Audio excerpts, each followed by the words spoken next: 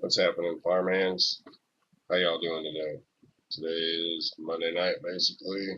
Uh, Doing my third little video here from my kitchen. I'll probably be doing one from the farm.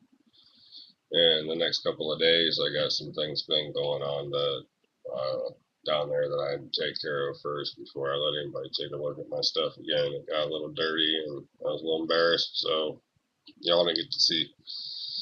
Anyhow, so also just wanted to kind of start off today and talk about some things and the community as a whole, and just how it seems frustrating that there's so many people that are willing to be your friend to your back, to your face, and then rip you off and stab you in the back as soon as they possibly can, as soon as your back's turned. And man, we need less of that and more working as a true community. And I know money's a driver for a lot of people, including myself, but not to the point where I'm going to stab people in the back and screw them blind just to make a couple extra dollars. It's not what it's about. I'd rather have the lifetime relationship and connection than make a couple dollars right now. Who cares? I mean, in the end, there should be enough of this pie to go around for everybody, so why go ripping people off, man? That's pretty fucked up, and you know who I'm talking to right now. That being said, my last video talked about the greater fool. If you haven't watched my last video, check it out. I think I did a pretty decent job of explaining what I was trying to talk about. You got to kind of think about it, but once you think about it, it kind of explains itself, I think. I don't know. Y'all be the judge of that and let me know. But anyway, that video talked about being informed and separating yourself from the parties and doing more. Um, so on that note, I'm going to go into this, our websites of the day for regular information, not just marijuana related, but all your information relating to your parties and to just news around the area, because Fox News, MSNBC, CNN, they're all garbage. They're all corporately sponsored. They just feed you whatever party lines they want to feed you, whatever the sponsors are paying them to tell them to. So I personally like to get my news from the CBC News and BBC News. So check out those two websites, CBC and BBC. Alphabet soup, just like everything else. Um, One of the stories that I'm going to bring to you is what's going on in Canada. Canadian pot growers eye the MMJ Free Market, as it says, and this is from the CBC News, so you can find it. I'm just going to give you a quick rundown. But on April 1st, 2014, the only legal source to obtain cannabis is by an approved vendor from Health Canada. I'm sorry, basically an approved Canadian vendor. The trick to that, or the catch to that, is of the 171 parties that have applied for applications, 131 of them are corporations, which means it's just 40 people throughout the entire country of Canada that are just regular people like you and I that are trying to grow pot. Now, the homegrown option is no longer an option. They say from a flood and abuse and unintended consequences that they feel they need to come in and take over. I personally think that's horseshit and think it has more to do with the fact that they realize it's a $1.3 billion industry in the next 10 years, according to the numbers.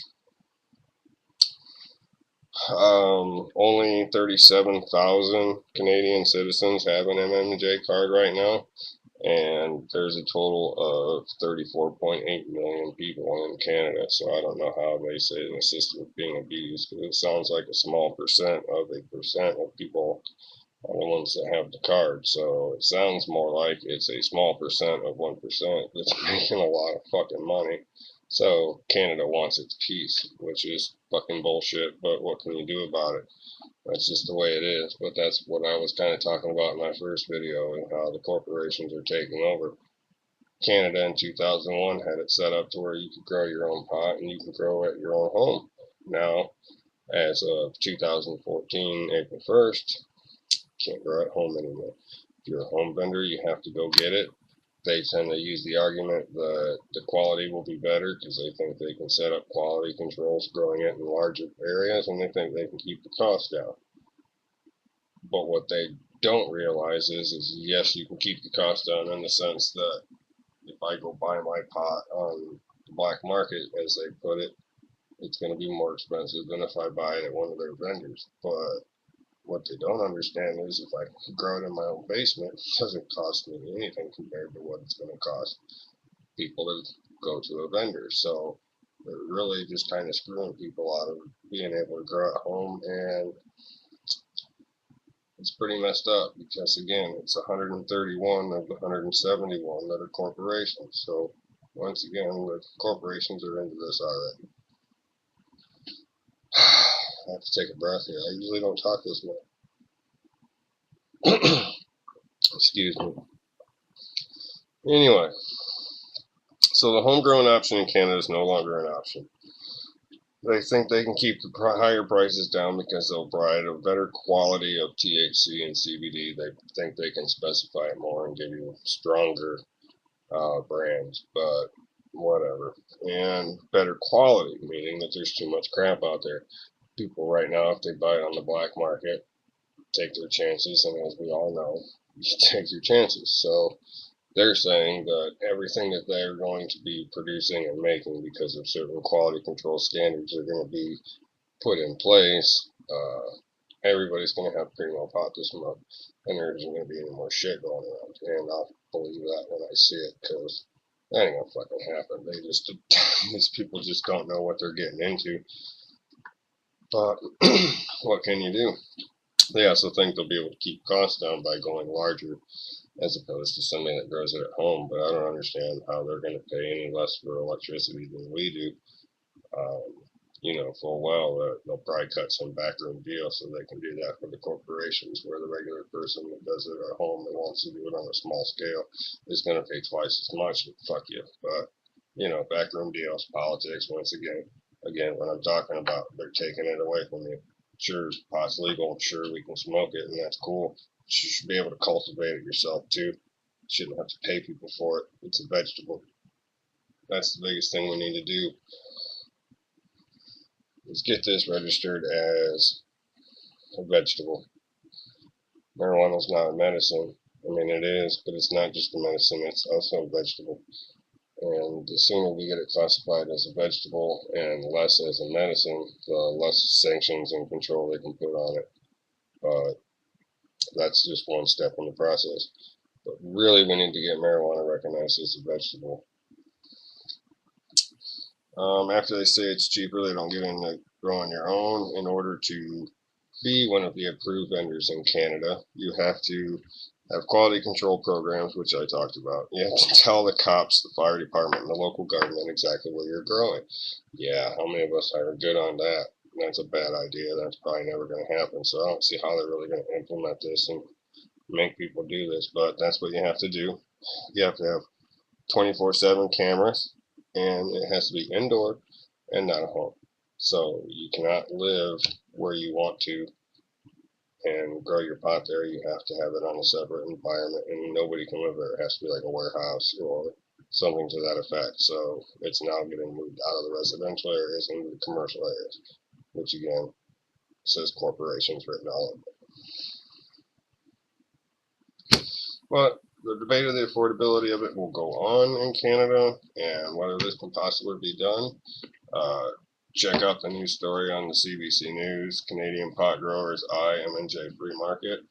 But bottom line of it is it looks like the corporations are stepping in Canada and taking it over because they realize just in Canada alone, it's a $1.3 billion business in the next 10 years.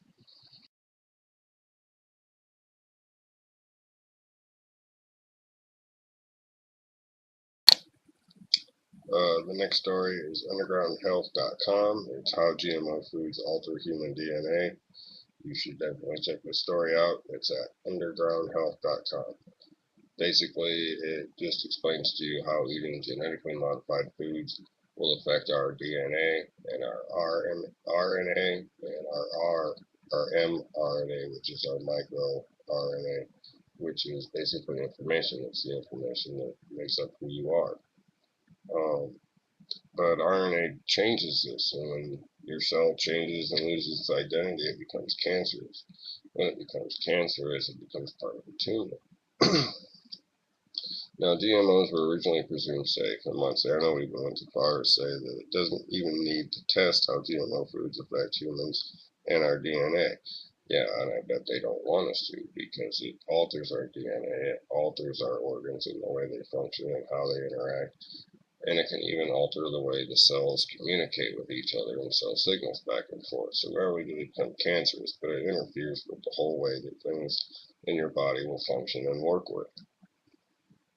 It's been thought and known that DNA or RNA can cause infertility. Genetically modified foods, that is. Really? They're going to make us infertile now? So not only do they cause cancer, but you can't produce any children, which they're surely going to figure out how to fix that, because then they don't have any more people to make money off of. But when you eat the DNA or the RNA, it can attach itself to your organs, any one of them, after it works its way through the digestive system and through your bloodstream, and affecting the way it alters, particularly the liver. And this is important to us because if they can do this to where they can make corn produce insecticide, what's to say that the RNA that's inside the corn that makes it produce the insecticide doesn't become part of us and make us produce insecticide? If they can make us produce insecticide and they can make us infertile, then who says they can't give us cancer by the food that we eat, which would be working hand in hand with the pharmaceutical industry, because they're not trying to cure cancer, they're just trying to treat it so they can make money off of it. The numbers kind of show that there's a little bit of weight to this, because in the early 1900s, 5% of the population, 1 in 20 people, had cancer. In the 1940s, 6.8%, or about 1 in 16 people, had cancer. In the 1970s, it was 10%, 1 in 10. Right now, it's 1 in 3. 33% of the population has cancer. That's some pretty messed up shit, with some pretty startling numbers when you think it's gone up about 2 to 3% over 30 years for the first 3 cracks, and then it goes up 23% over the next 30 years, right after GMOs. Now everybody's got cancer, and the way it affects the food, and they modify that, it modifies our DNA as well, and they're giving us cancer through the food, which makes the pharmaceutical companies happy, which is why they don't want us to test it. Why is this important? Because Monsanto and DuPont are in the process of helping out with this marijuana thing becoming legal, because they figured out how to work our seeds and make them hermy. So you can grow pot, but you have to buy Monsanto seeds, and if you try and take a clone, that clone will hermy. So we don't get any more generational things. It's just bad all the way around. To me, it's just more evidence of how the corporations are going to take over everything. Not only are they screwing us blindly with our food, but it can trickle down into this, because they're controlling the food, they want to control the weed market. And if they can make the weed go hermy, that's a little more evidence to how they make humans infertile, I think. But that's for a different story and a different time. I do like my conspiracy theories, but that's not what this is about. Anyway, the point of it is I want to be more informed and help people be more informed as well. So those are the 2 stories that I thought were the most important of the ones that I read today. I think it's something to think about. It's just kind of messed up. It just looks like more evidence of the corporations coming in and taking over the MMJ industry and running out the shorter people. Well, the smaller people, not the shorter people, but people with the short end of the stick, basically. Anyway, that's my video for the day. Check out the CBC and the BBC websites for all your news information. And check me out, Kushington Farms, on YouTube, Facebook, Instagram, Twitter. I think that's all of them. Don't forget to check out Lush Lighting and LushLEDlighting.com. Love you guys. Peace.